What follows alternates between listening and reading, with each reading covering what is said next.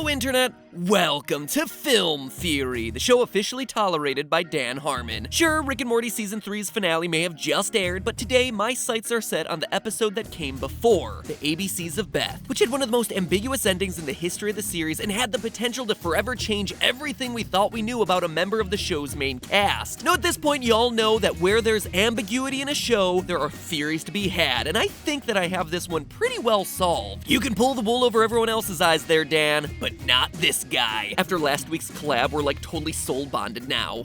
Or at least I like to think so. You understand how serious Crutabulon soul bonding is? The character in question is Beth, the unfulfilled mother of the Smith family, who gets a chance to revisit Froopyland, her imaginary childhood world with the single dumbest name possible. You know, if you're so great at naming things, why don't you do it from now on? While there, Beth is horrified to learn that Froopyland is now ruled over by her childhood friend Tommy, who she may or may not have tried to kill out of jealousy as a kid. Do you want to see the honey swamp? Yes! Well, I want to see you dead. Huh, well, that's interesting. Fake news. In order to survive in this fantasy world, Tommy has had to resort to an endless cycle of incest and cannibalism. It's basically the most disturbing version of Jumanji ever. I'm an overweight middle-aged man. Wait a second, where's my phone?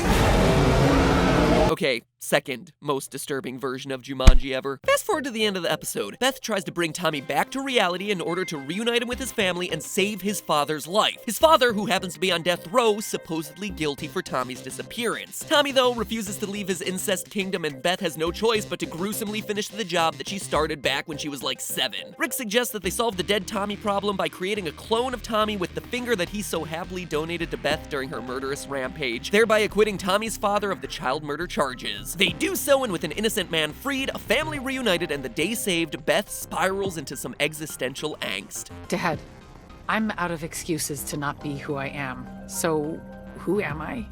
What do I do? Rick then drops a bombshell, saying that the same process that they used to create the clone of Tommy could also be used to create a clone of Beth, allowing Beth to go off on whatever soul-searching journeys that she wants, while the clone takes care of the kids back at home. After staring at some photos of her family, Beth comes to a decision, and then the show immediately cuts away without us ever knowing what that decision is. The next time that we see her and Rick, though, they're behaving very differently, very affectionate, even dropping the dreaded L word. I love you, Dad. Love you too, sweetie. The episode ends and leaves us with one question. Are 3 boobs truly better than 2? Oh, sorry, that's the B storyline. Leaves us with one question. Did Beth choose to stay, or did she replace herself with a clone? It may seem like the creators of the show have made it impossible for us to know for sure, but the show actually gives us all the information that we need to figure it out definitively. Throughout this episode, clocks and references to exact units of time are everywhere. First, we get a glimpse of the clock in the execution chamber when Beth and Rick prevent Tommy's father from being lethally injected. It reads 1:56, and this gives us our starting point. We can assume that shortly after that, Rick and Beth start to head home. We know that they drive home and don't use the portal gun because we see them actually walk through the front door. This also makes sense since they were transporting Tommy, who needed to stay unaware of Rick's crazy scientific schemes. So we know for a fact that they were at the execution chamber around 2 p.m., and it would take some time for them to return from the execution site back to their home, where Rick eventually makes his cloning offer. But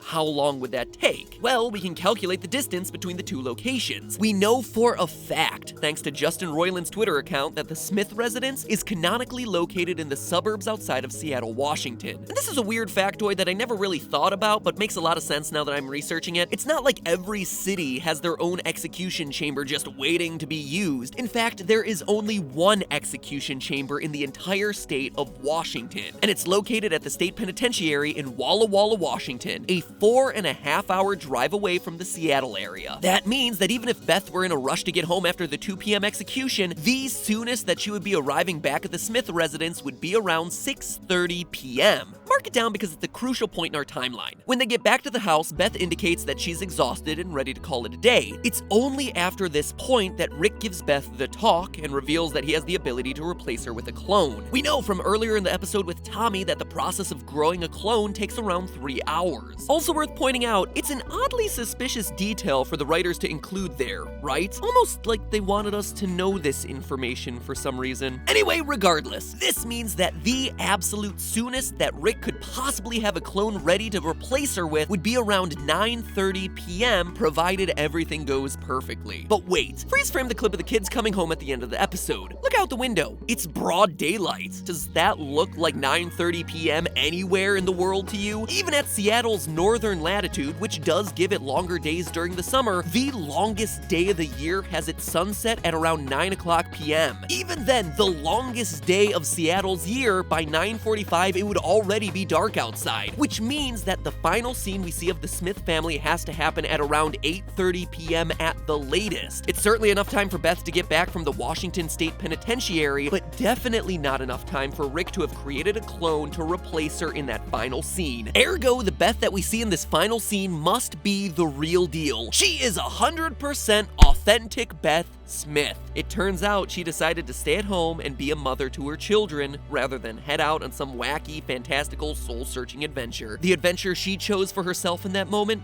was motherhood.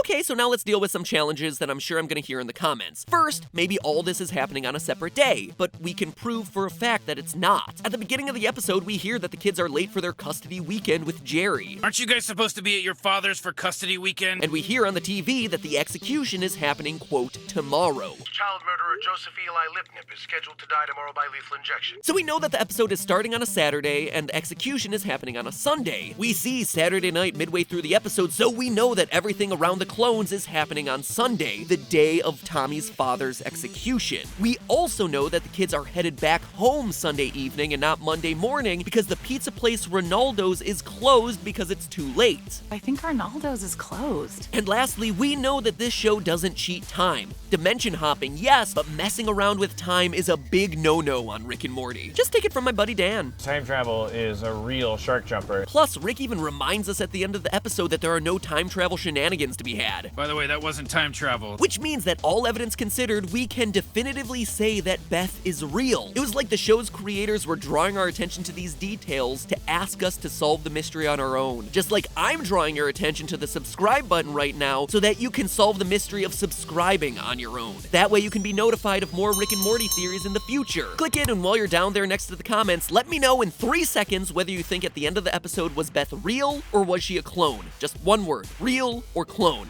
Curious how many of you I was able to convince. Now, I know that some fans have been picking apart that scene, trying to figure out whether the Beth we see at the end is a clone based on her behavior, debating about whether she's acting more affectionate than the real Beth would. But in this episode, we don't need to psychoanalyze anyone to come up with the truth. The solution was right there, waiting to come out. It was all just a matter of time.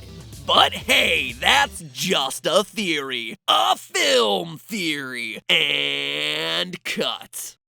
And by the way, special thanks to Reddit user DeathsComing23 who got me to look into this theory on the Game Theorist subreddit. Your suggestion to look at the clocks was awesome. And also, just as a reminder, I don't talk about it all that much, but if you guys have a theory request or just a theory of your own, the best way for me to see it is actually on the Game Theorist or Film Theorist subreddit. Yes, some loyal theorists actually created one for film theory too. I'm trolling around there pretty frequently to see what you guys are excited to see covered and if you have any great theory starters of your own, so check them out if you haven't. And hey, if you missed my collaboration with Rick and Morty creator himself, Dan Harmon, picking apart the science of Pickle Rick, well, that video link is on your left. To the right is something that YouTube has algorithmically determined that you'll want to watch next. Let's see how good of a job it does. See you next week for something that's a little bit more emotive.